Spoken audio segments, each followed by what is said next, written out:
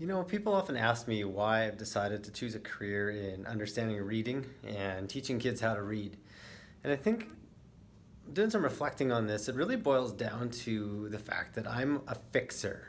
I don't like when there's a problem that I don't have just the right answer to. And I don't like when I see something that could be done a better way. I always want to go in and just dig around and I want to fix it. And when I was working in schools, I would often get these referrals for kids in grade 4, grade 5, grade 6, and they just weren't learning at the rate that they would expect. And especially difficult were literacy tasks, reading, writing, and spelling.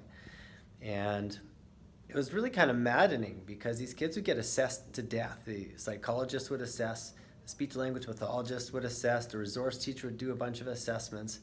And nobody really seemed, with all of that assessment, to be able to understand why this child wasn't reading. So after years and years of study, I really got a clear understanding of assessment of reading, and different ways that we can interpret the assessments that we're giving, but also some assessments that maybe we don't think of to give, to really understand a child's language profile. So that was really gratifying, I think, to understand why kids aren't reading. But then I was left with a new problem, and that problem was that after all of this assessment, when I would go back and look, nothing would change in the way these children were being taught. So they'd have all this assessment done, but then it wouldn't change anything in their day-to-day instruction. And so they still would go on not learning to read.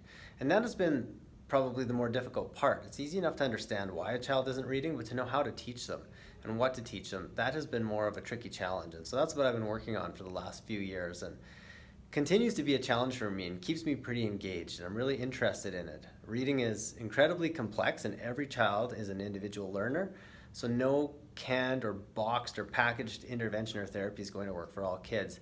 It must be organically built and custom built for how that child learns. And so that's what I'm up to, is I'm creating these really innovative and really cool therapies that match how a child learns, and trying to make it as engaging as possible and making sure that it's hands-on and time goes by quickly for the child, that they stay engaged. Self-esteem and self-confidence is always at the forefront of what I do. Kids gotta feel like what they're doing makes sense, and that their time is valued, and that the work they're putting in has some tangible reward to it or some tangible outcome. And so yeah, that's a big chunk of why I do what I do. I just wrote a blog about it, so if you want to look in a little bit more detail, it should be posted on the website today. Go over to the blog at speak2read.ca and have a look and see why I do what I do. Thanks for your time. Bye-bye.